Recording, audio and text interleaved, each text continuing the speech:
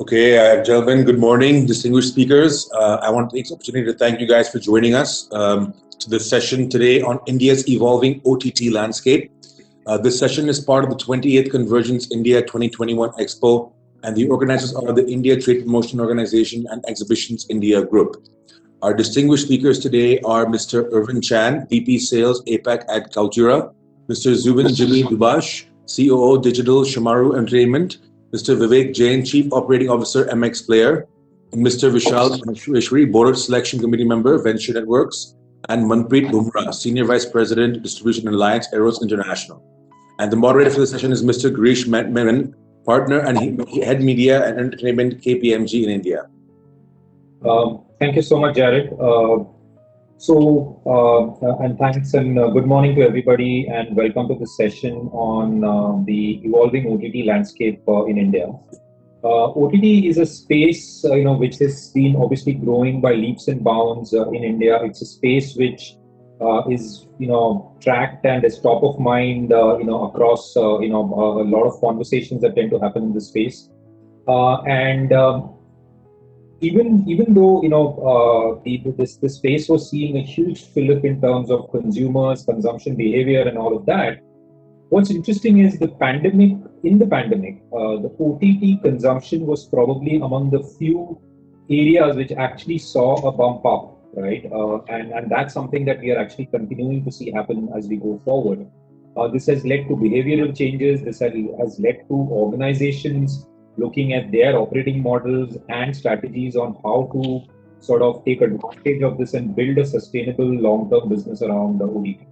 What's also interesting for us is that when you look at global markets, digital video OTT has made serious inroads into entertainment models and are seriously threatening traditional entertainment models. In India, particularly when you compare it to linear, the sense is that we are still, looking at OTT as a more complementary model today. But at the pace at which OTT consumption is growing, it is inevitable that maybe in the next 4 to 5 years or so, we will start seeing a tipping point where, again, even in India, we will start seeing serious pressure being put on traditional models through OTT.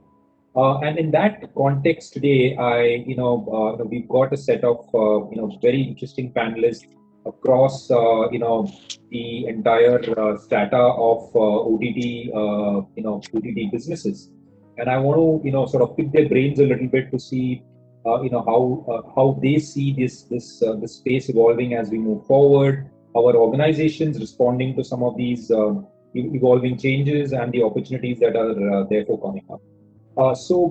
In that context, let me start with something which is at this point top of mind, and maybe get quick views from both Vivek and Zubin on the new digital media and ethics policy that the government has sort of come out with. And while it's probably most relevant to social media and news and related platforms, there are certain aspects around it which also covers, digital content and, self-regulation and frameworks we built around that. So in that context, just wanted to get your perspectives, on how do organizations in India view this, and how do we see this, organizations responding to this as they go forward. Vivek, why don't we, start off with you? So I think, a lot of people have written about how it impacts freedom of speech and waives privacy for UGC platforms. But for us, for a professionally generated content OTT platform, we are required to do self-regulation. And I think that's a good thing. It means that we need to be more transparent with our audiences. We need to, in layman terms, we need to rate content, whether this is appropriate for, 13-year-old, 18-year-old. And once you've rated it, you have to transparently convey that rating to the user, take his consent if necessary, and potentially, if there is any customer sentiment back, then take appropriate action. So and we all have read recently, there has been some amount of sentiment against for example, Tanda for Prime Video and Bombay Begum for Netflix. So I think listening to the customers, being transparent with them, taking the appropriate action through self-regulation does not seem too harmful to our business actually. Understood. Yeah. Understood. So Understood. maybe Zubin can add more if he has a different opinion So, on this. your perspectives on this? No, in fact, I echo what Vivek's saying completely. To us, again, being professionally generated content kind of creators and providers, we see it as a more organized way of presenting our content to the user, and more importantly, it's self-regulated still. Secondly, there is it's more like information before you consume. Now, if I Right. had to draw an analogy to this, Girish, I would say something like you go to you check the ingredients on a food packet, and it'll tell you exactly what the contents are and how much of each component is in it. Now, whether you're Right. going to use it or not is your choice finally. And I think that's precisely what the guidelines are telling us to do as well. Like inform the user before he's going to consume what he's going to consume, Right. what is in the content, and let them take a call on whether that's appropriate or not. Having said that, for kids, there is definitely some amount of control required by the parents. And I think all the OTTs across the board, and even the ones here, I'm sure have enough technology to manage parental control and the likes around that. Understood. So to us, we feel it's in the right direction. And yeah, there are some logistical challenges in terms of adhering to the guidelines within certain timelines. But I think overall, the overarching regulation itself is pretty proactive and progressive, I'd say. Understand. Excellent. I think that's good to know, and so that lays the context, in terms of I guess how the government is sort of looking at this as we move forward.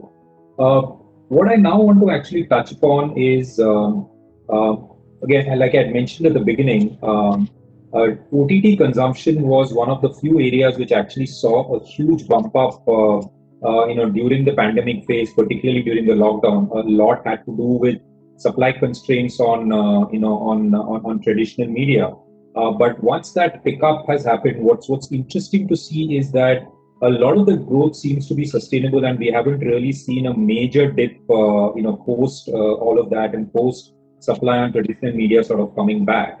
And I think, and this is something that at least in our reading, we've seen across a lot of geographies also, right? So I think, Irwin, maybe just wanted to pick your brains a little bit in terms of what does data seem to suggest in this context, right? What are kind of behavioral trends, changes that you've sort of noted over the last 12 to 18 months, 12 months in particular, as compared to say pre-pandemic, and do you think some of these changes are here to stay? Yep. Again, Girish, thanks for having me on the panel with the rest of the distinguished guests. But to your point, I think it's been very clear. This pandemic, the first thing it's done, it's made us watch more. People are watching almost everything that they can find. They find a platform, they will practically watch A to Z on the platform and then go, what else can I watch? Right? We're starting to see a lot of that coming out. We are also starting to see that viewership is moving away from mobile to the bigger screens because a lot of people are at home, right? So you're seeing a lot of viewerships on the laptops, on iPads, on big screen TVs, smart TVs, Roku boxes, so on and so forth. People are at home. When they are forced to stay at home, they tend to watch things on the big screen, right? But what we found that's been very, very different, and that's been the behavioral changes is what is prime time. I think that's totally changed, right? People are watching content at different times right now. India used to be a really strange market, whereby when we looked at the data, we always found that prime time was very, very different from the West. India's original prime time was after 10, because that's when most people got home, right? And people would be watching on the big screens, and it'd be long form content that was coming on after 10 p.m. But then again, we also found that in the past, prime time was 5 to 6:30, which was for kids programming, right? And then short form, 1 hour snippets type programming between 2 to 3:30 when people were having lunch in the office. Now all that's flipped on its head, right? Now we're starting to see kids, because when they're out from school, right? You're starting to see the content spread across the day, right? And people are starting to even watch long form in the afternoon, right? So things have changed. Viewership habits have changed, but the one thing that I feel that has not changed is still the quality of the content. The content has to be good. The quality of the content has to be good, right? With with more people watching at the same time, the last thing you need is the spinning wheel of death, right? I think that's every operator's biggest nightmare. When somebody clicks play, they get the spinning wheel of death, and then everybody just drops off and either watches something else or gets really irritated and wants to leave the platform. So I think these are things that we are starting to see, and this is where tech now becomes really important. Scalability, just being able to manage sudden peaks. I mean, we saw peaks, especially in India during cricket. When India was playing cricket, when there was the IPL, you would expect extreme high peaks. But now we are starting to see peaks for live variety programming, right? New releases.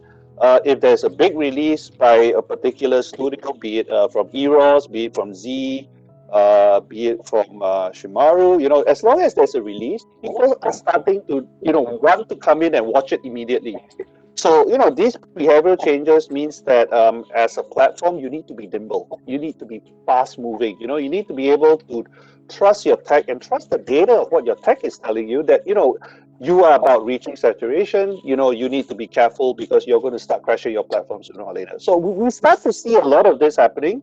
And I guess from a perspective, this is something which every operator will have to consider as they move forward, because the experience of watching content is really the most important thing for a user in any country, not only India. Understand. So thanks so much, Arvind. And I think you're bang on all of this, right? I think more time at home has effectively meant that viewing habits have undergone a change, and I think some of the behavior that got reinforced or that came up during the lockdown, some of that has actually continued to play out with with large sections of population still working from home and students and children were studying from home.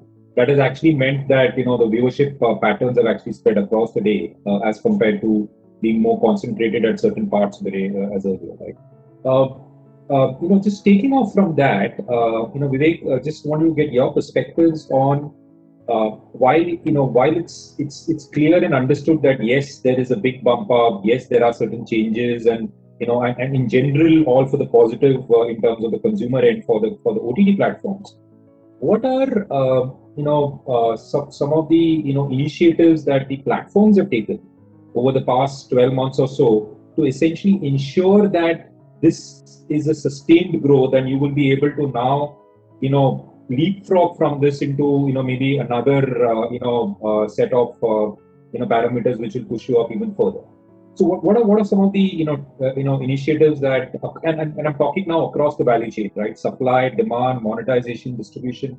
What are some of the areas that you've seen initiatives come up on this? Sure. I can give you one or two examples in each parts as you referenced, and taking off from where Arvind was saying, right, that nobody likes buffering and the consumption is really growing. So I think, for example, on the distribution front, we have become more aggressive in the kind of compression we do. Pre-COVID, we used to do H.264, which is the most widely available, publicly used transcoding technology. And since then, we have moved to H.265 to 266 to AV1. So today, if you have 1 GB of data, pre-COVID, you could maybe stream 2.5 hours of video. Today, you can stream 5.5 hours of video in the same 1 GB data pack per day, right? So I think that's one area where we are investing and trying to innovate. Second, of course, there's a big behavioral change from TV towards web series. And I think that change was anyways happening even pre-COVID, but COVID sort of accelerated that. What might have taken 3-4 years happened very quickly in 6 months. So, for example, pre-COVID, we had a lot of TV deals, with Sony, with Woot, with platform, be it Sony, be it Woot, be Right. it Sun Network. We had 200 plus channels, but post-COVID, we've seen the behavior shift, and hence we have not renewed some of those deals. We've Got actually it. reduced our TV content and we have doubled down on our web series content. This year, we'll be producing 35 new exclusive shows. So, investing more aggressively in original content. Another example that I'd give you is, typically if you launch a show and it does well, for example, Ashram did well for us last year.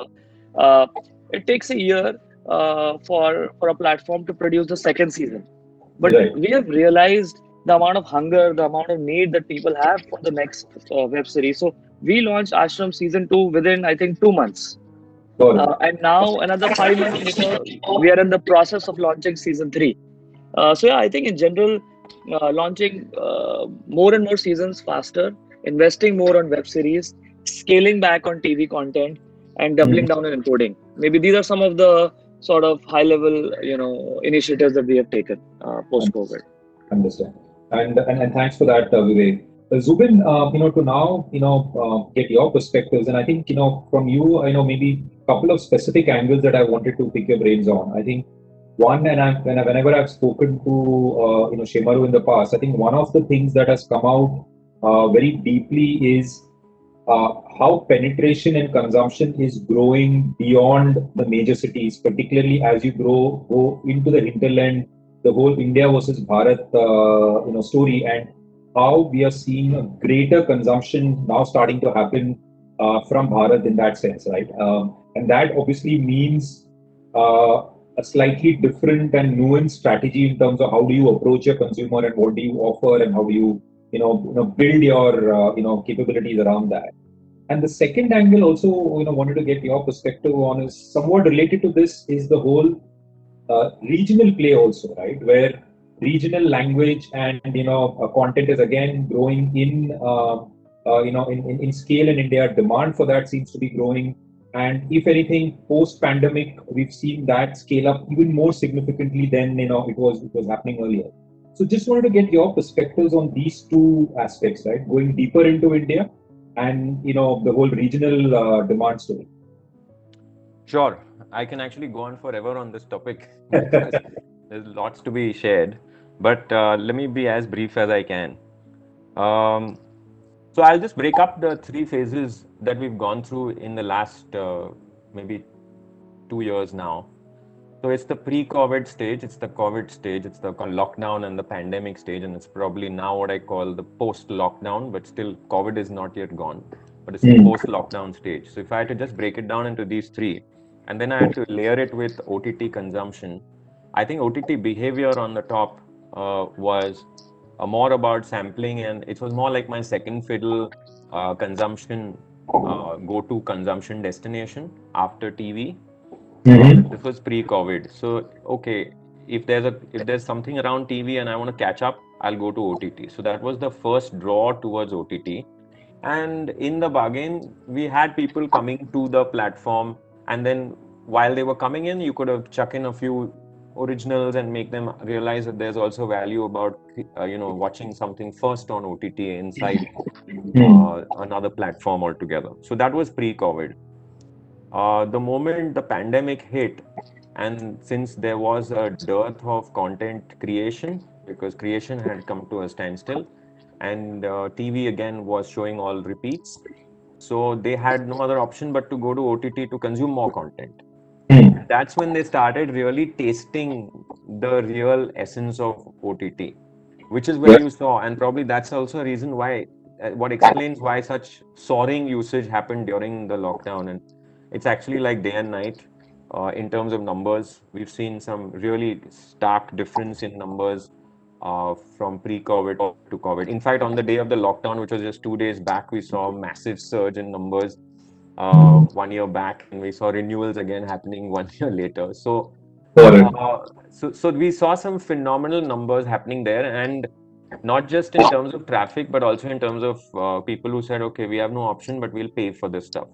So there was a surge of people who came to use, and there was a segment of that who said we don't mind paying as well because we have no choice. Got it. The good thing is that the guys who paid before COVID and guys who are paying during COVID are the guys who are continuing to pay now, and we've actually reached a new normal of sorts. And as of today, it's more about addiction. So they've kind of got addicted to the entire concept of viewing content on a personal device, even on a family device, which is smart. And they really feel that, yeah, I don't mind paying for something like this. Got it. Now, of course, there's a problem of plenty, which is who do I choose? What content do I buy? And that's a separate problem to solve. It's a good problem to solve. But as of right now, the intent of paying and the willingness to pay has opened up thanks to the pandemic, of course.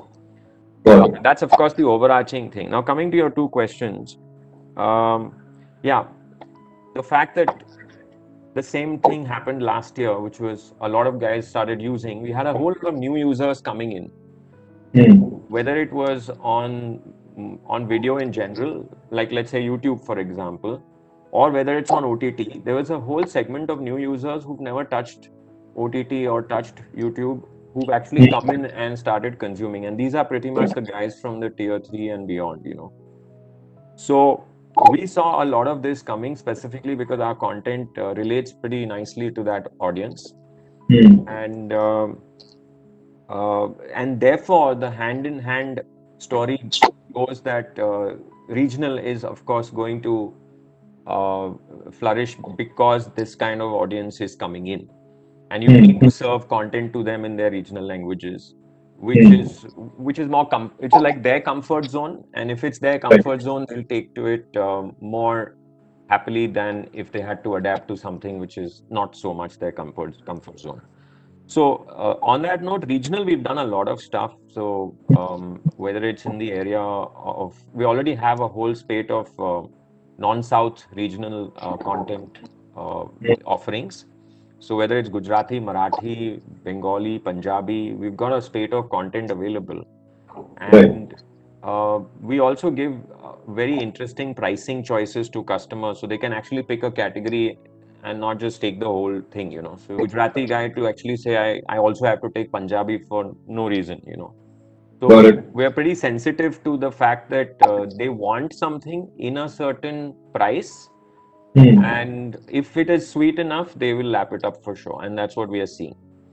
The other good thing is that I have to give you this information as well, which is that regional ATS is far higher than Hindi ATS. The average time spent, or watch time as we call it, there's a very high affinity for regional content compared to Hindi. I would also assume that Hindi, there's so much to choose from, so they'll come, they'll sample. If they like, they'll probably go to something else. When it comes to regional, they'll probably say, hey, I like this because regional is very deep, and someone has to own the regional space. So it's not easy for everyone to get into all regional spaces. So everyone has to own. It's a challenge, right? Yeah, that's one challenge I see. But if anyone can actually capitalize on that, you end up becoming a winner of sorts. Yeah. Understand. So fair. And I think, Zubin, continuing on from what you just mentioned, I think you made two very, relevant points when it comes to paid models, right? And I just wanted to, explore that a little bit more. So you mentioned about how during the pandemic you saw a big surge in, subscriptions that sort of happened.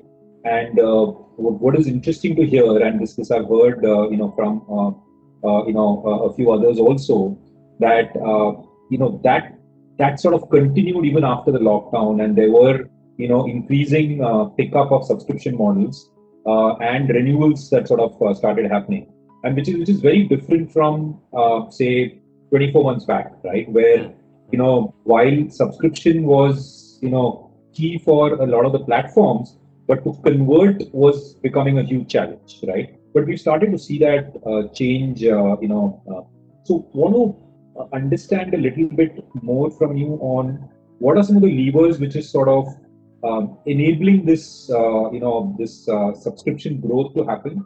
And also, therefore, how do you see this playing out as we, maybe crystal ball gaze, say 3-4 years down the line, when it comes to subscription models in particular, right?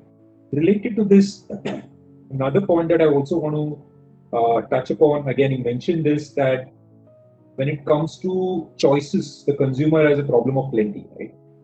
There are 30 plus platforms in the country and potentially 10 of plus of size and scale, right? How does the consumer choose, particularly when he has to pay for something, right? And how do you maintain that platform loyalty and all of that? So just these two angles around paid models, if you can maybe give your thoughts on. Sure. So Girish, one thing is very clear: people will pay for value, and just like Irwin mentioned, there's only they want quality, they demand quality, and quality is the norm. So if you are sub quality, they won't even consider you, not even in the consideration set. So that's a given. So content is king, but more importantly, frequency and promise of content is King Kong, if I have to say so. Okay. So when I say frequency, I mean that today there are lots of OTTs who keep saying that they'll do a press release and say we're coming out with 10 web series in the next 1 year, but no one knows when, and it's not a promise to the customer. It's more like a shout out to the industry. Okay. What we did was about 1.5 years ago, and far before the pandemic even hit us. In fact, maybe 2 years now. It's been 2 years actually. We set up a promise to our customers, and what we told them is that while I know you're content loyal, what this platform is going to do is going to promise you great content at a frequency. And when I say that, I meant that every Friday we will come out with a new movie, which is a digital first release. It's the first time on digital, on any digital platform. It may have come up on theatrical, but first time on digital even before its satellite release. And that was our promise to a customer. So we created a product called Bollywood Premiere, and great stories, because stories are the new stars. Great stories, excellent production, may not have great faces, but that was okay because that's what the web series trend had actually been as well. You created stars out of web series and not the other way around. Yeah. So this particular thing of giving a promise of 52 weeks, 52 premieres became our way of gaining platform loyalty, with content being the quality content being the norm, or rather the given, in the equation. And that really worked well for us. And touchwood, right through the lockdown, we didn't skip a single week. And even till today, we have customers. And the good thing is that people don't want to unsubscribe because they don't know, they're always keen to know what the next film is. Sure. That's So that way, there is a little bit of suspense in the subscription experience.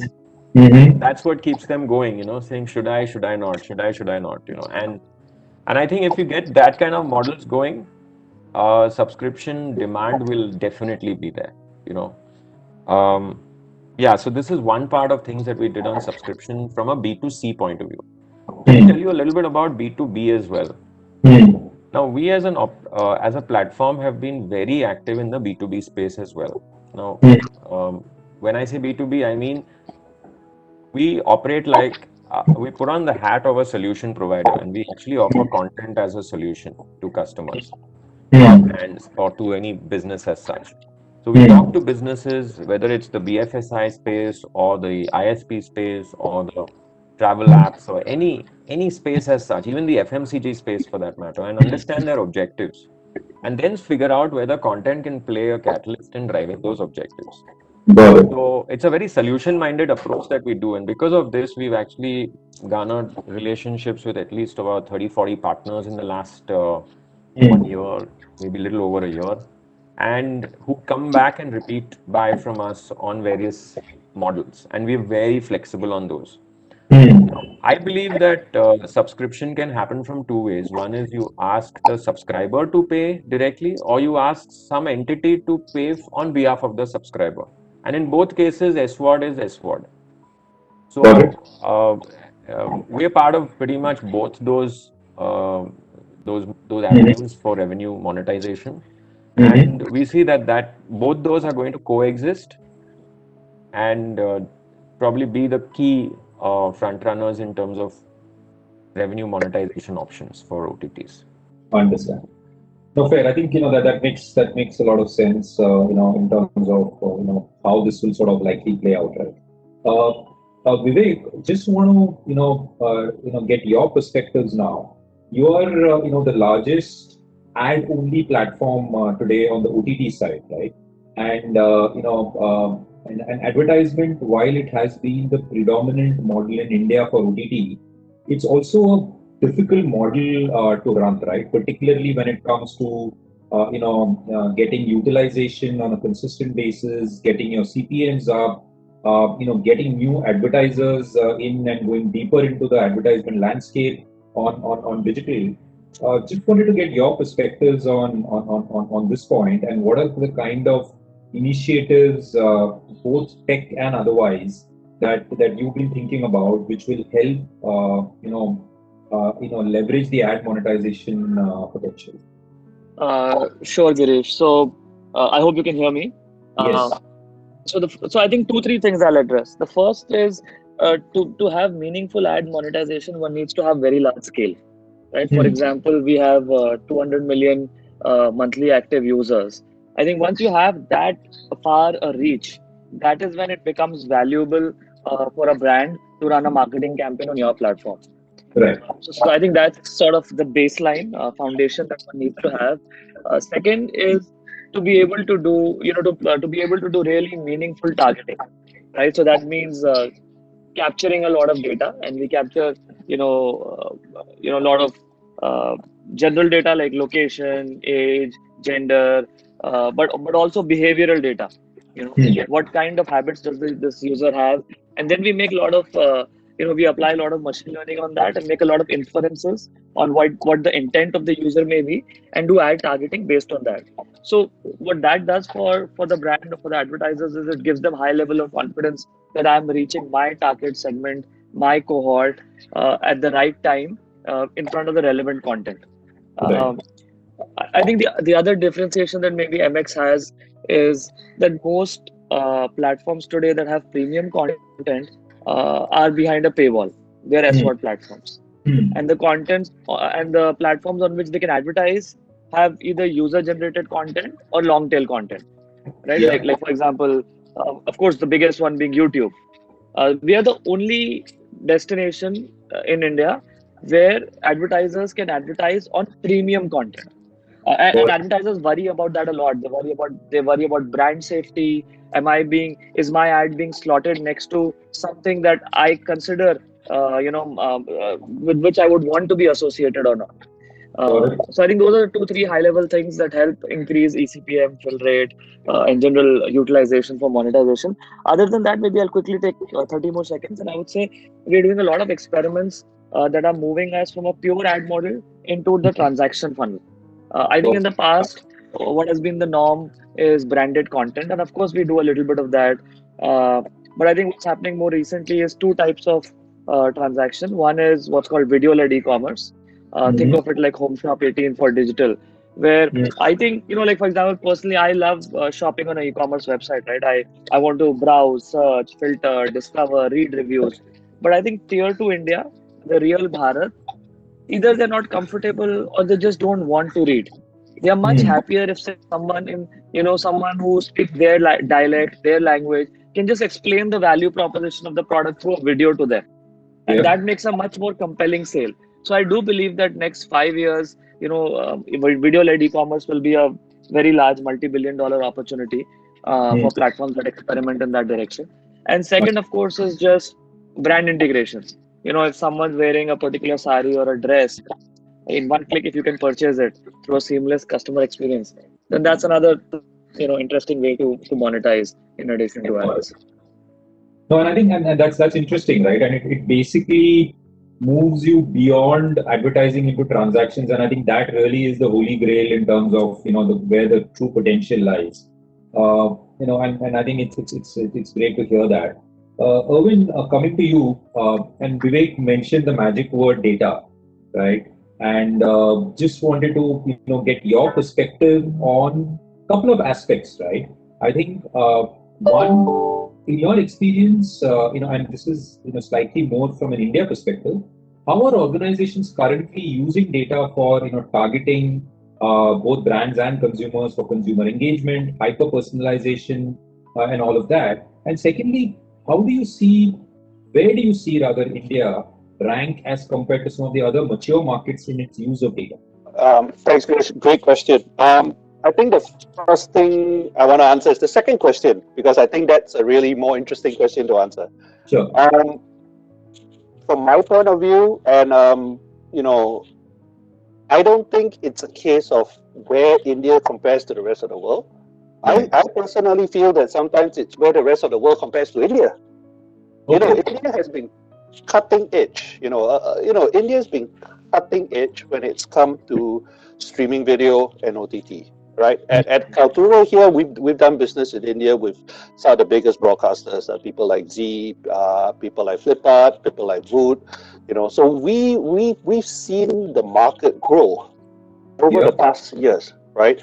And the one thing that I personally always realized was India never follows. India sets the trend. India has that demand because of the size. You have the size and the number of languages that you have, right? Just the different types of content that you have across the different languages, like Zubin was saying. It's not Hindi content that drives a lot of things. It's sometimes a lot of the local dialects that drives a lot of things, right? So we've always seen that from our point of view that India drives the market. India is the trendsetters. They're willing to try. And one of the things where they've come to us and they've come to us hard was that, yes, we are dependent on data. That's great.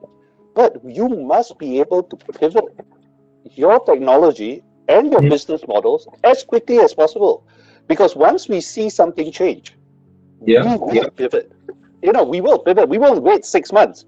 We want it done in 6 weeks or 6 days even. We see a lot of that happening. And we see that, when people watch, and if it's not clear, and to Zubin's issue, there's so much content, they need to know what to watch, and they have to be lured back. There's this hook of a new movie every Friday coming out, a new Bollywood release. I think that's great because that helps with discovery. And I think that's really important because when you see what a person's watching, you recommend based on that. But if you recommend the wrong things, then people are just going to lose interest and they're going to drop off, right? Now, this is even worse in this new age of what I call super aggregators, right? Where people like your Reliance Jio, people like Flipkart, where they get all the different contents, put them in different rails, and then make them available to their customers. Now, discovery is even more important in that arena. If people can't find your content, if they won't watch your content, right? I think Vivek mentioned earlier that he saw his data, and then he started doing smaller contracts with certain companies because he realized that they were not so much in demand, right? So I think that's actually key.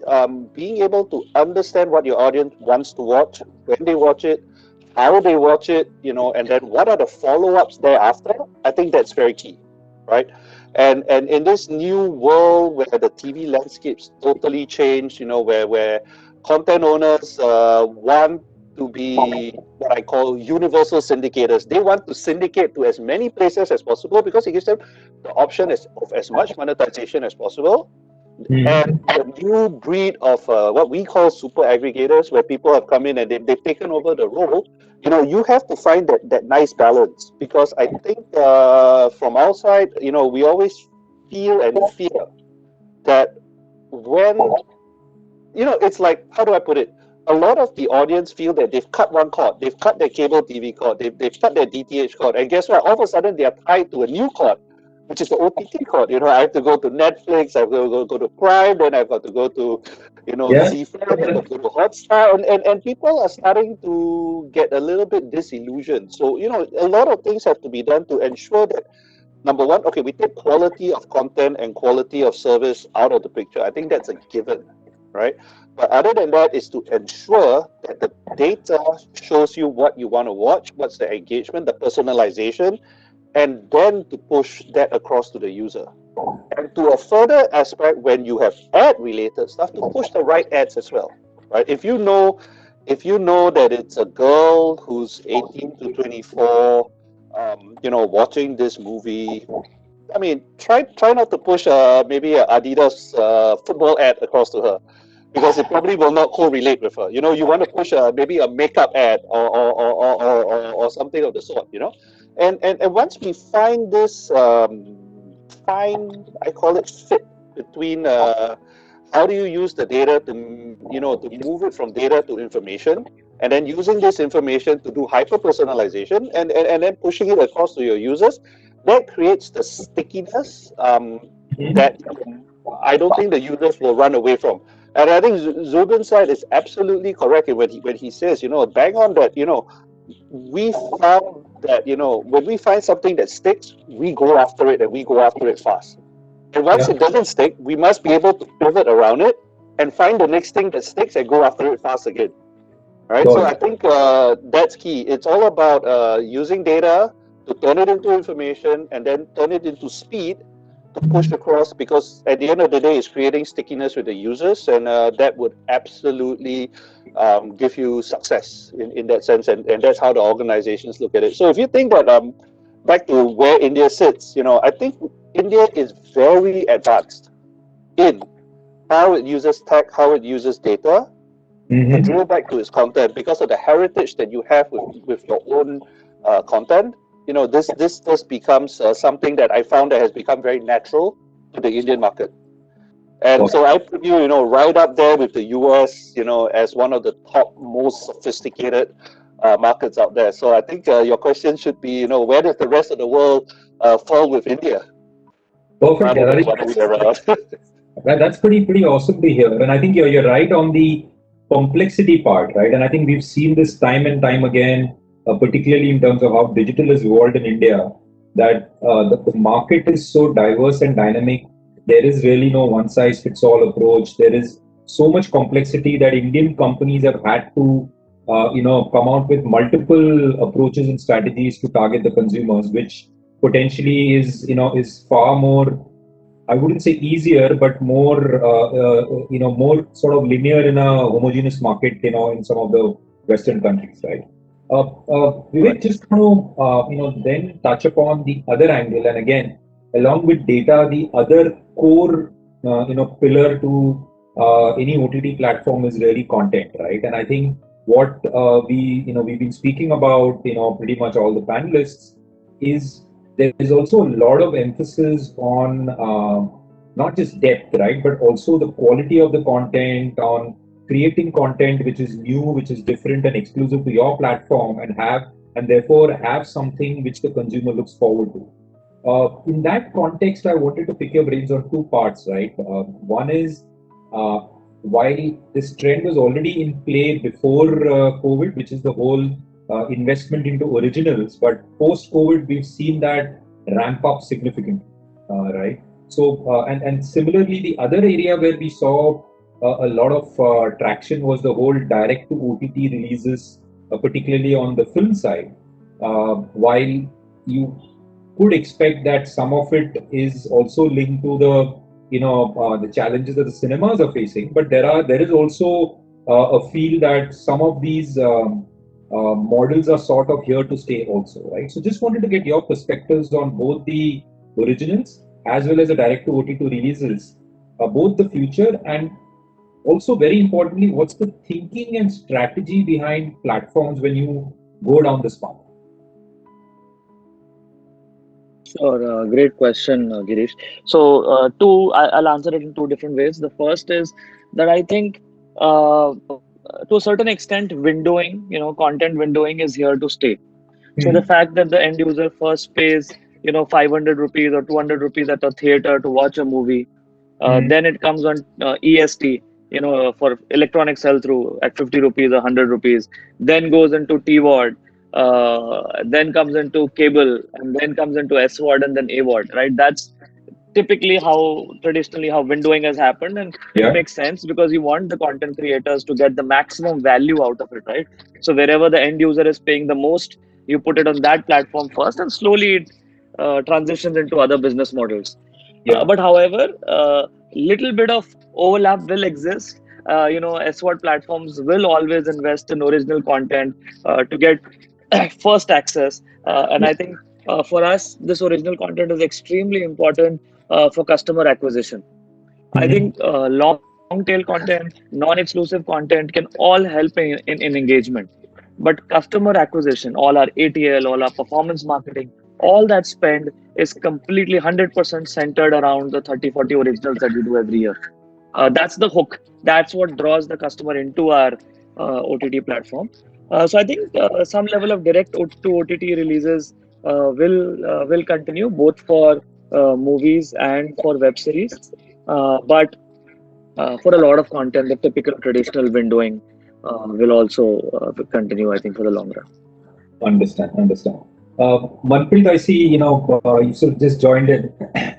Thanks for joining in. I think we are sort of towards the fag end of our session, but I think now that you're here, I just want 2 or 3 points that I do want to pick your brains on, right? And I think we could start. You're on mute right now, but we could start with the point that we were just discussing with Vivek, and I don't know if you caught the question. The idea was just to get a better sense of originals and an investment into originals and direct to OTT releases, and what's the strategic thinking behind this, and how do you really assess the economics of these kind of investments when you look at the larger picture. And I know Eros is sort of been sort of dabbling in both angles, so just wanted to get your perspective on that. Yeah, right, Girish. First of all, my sincere apologies actually to be delayed because of some technical issues and all. So yeah, coming back to what you have asked, I'll start from the OCs. Honestly, OC actually really come as a great investment, and especially when a content is being liked there by the consumers, and then we create a franchisee of it, which is like the season 2, season 3. That creates a great amount of loyalty of the consumer there with the platform, and it basically becomes a hook there for a consumer to revisit the platforms and be a regular consumer of that. Coming to the movies which are releasing directly there on OTT because of various reasons, and one of them is somehow the theaters today are actually unable to complement the type of box office revenue which they used to do earlier. I think, to be very honest, that theaters are going to be there for longer time, and there is so it has actually set up a mechanism of watching a movie with a gravitas of screen coming in front of you and enjoying it over there with the family and friends, and the type of even evolution that what theaters have done, just from the seat to going to recliners and then to 180 degrees and serving food and everything over there. Yeah, this is going to be a part of it. Having said that, there will be a couple of movies which will still continue to release there on OTT, because now the thing is that people are actually developing that sense also that which all are the movies that they should be releasing purely only on OTT, and it should be released there on OTT as well as on the theaters. Got it. So yeah. Got it. So there was a third point also, I think, which you asked, right? Yeah, no, so I think the third angle which I wanted to also now touch upon, and we briefly spoke about it earlier, was around subscription models, right? Yeah. I think, again, what I'm more keen to understand is, while there's been pick up in subscription models since the lockdown and during the pandemic phase, what I'm keen to understand is what are the kind of initiatives that organizations and platforms have taken to really ensure that this pickup continues to be there and sustains from a more longer term perspective. So just wanted to get your sense, given your presence in the subscription models, just wanted to get your perspectives on that. So, Girish, what I believe is that it's actually a 360-degree evolution, which is happening right now. You see, OTT and then the subscriptions on OTT was bound to increase, and definitely, yes, this COVID has actually boosted up the things where people actually are coming largely over there to the OTTs to consume the content, and there is a significant amount of acceptance that what like the linear consumers have shown towards the digital viewing of content. Uh, so that is there, and more so, you see, now the thing is that even all digital industries understand this thing that content is a great source of engagement between a consumer and a platform. And this trio partnership with consumer, a partner in between, and an OTT works really very well, where the OTT basically focuses on making the content, producing great amount of content which like consumer wants. There is a fantabulous reach which the partner also provides. Of course, there is a significant reach that what like OTT in itself also have, but all the more like anything addition is of a great gesture always. So that provides, and of course the consumer basically either through an OTT or directly through the particular platforms there on the e-commerce or let us say the digital portals get moved on to or spend more time there on the platform, and that basically solves the purpose out. Understood. Fair enough. I think we are sort of running out of time right now, and I think I would sort of like to have a last round of questions with all the panelists. And I think let's just keep it simple. What's the one key challenge that each of you think which the OTT segment is sort of grappling with right now, and what do you think needs to be done to sort of address that challenge, right? And Zubin, maybe we can start from you. Yeah, so I'll just say simpler payment options and models, and models that lend themselves easily to renewals. Got it. Fair point. No, I think it's a very interesting point, right? And I think with the whole digital payments evolution that we are starting to see, I think that is also removing the friction on payments and renewals, right? So I think that's a very relevant point. Vivek, your perspectives on this? Yeah, I think you already hinted on this. I think data. So collecting more data, doing better targeting, better machine learning, better personalization, both on content as well as ads. Understand. Irvin? I will change it a little round, and I'll go to what I think will bring success.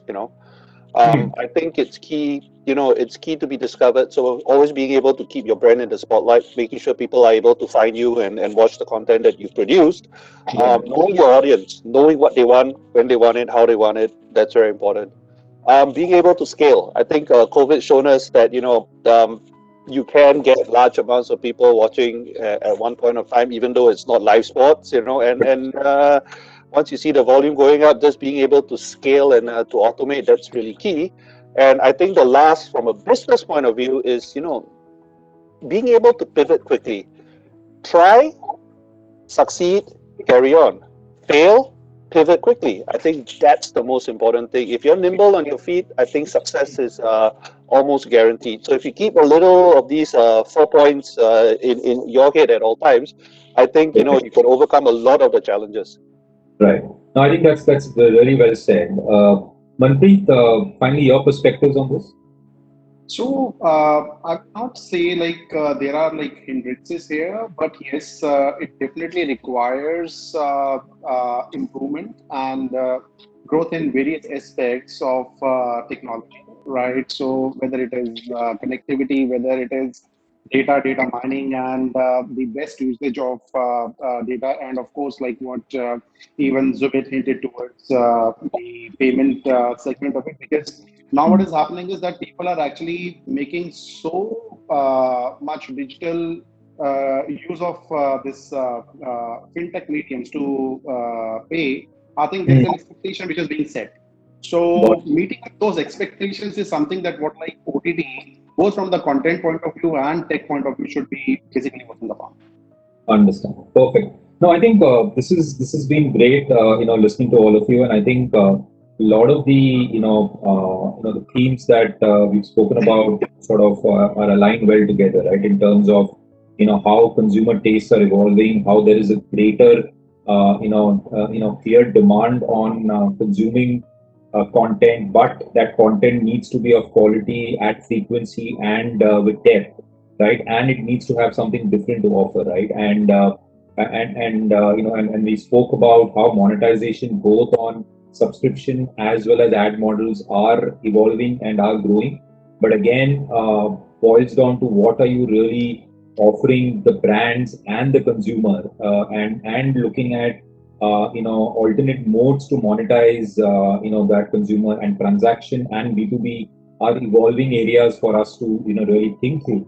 And I think the last point, along with content, the key lever being data, and how well you know your customer, and that is really management 101, right? But I think digital gives you that access to data at such depth, which a lot of the traditional businesses actually don't give you. So that ability is there to go really deep at a customer level and hyper personalize and offer something precisely to what that guy wants. And I think Erwin's point is also very valid, that you learn from your failures and you be ready to pivot very quickly and offer the consumers what they're really looking for. Because the consumer is experimenting right now, right? So as you can able to meet his requirements, that's the best way to retain, sustain, monetize, and grow. So I think with that, I really want to thank all of you guys for the time that you shared with us, and the insights, and thank you so much. And thanks to all the viewers, and hopefully this has been an interesting conversation for all of you. Thanks so much. Thank you. Thank you. Thank you. Thank you. Thanks everyone. Bye-bye.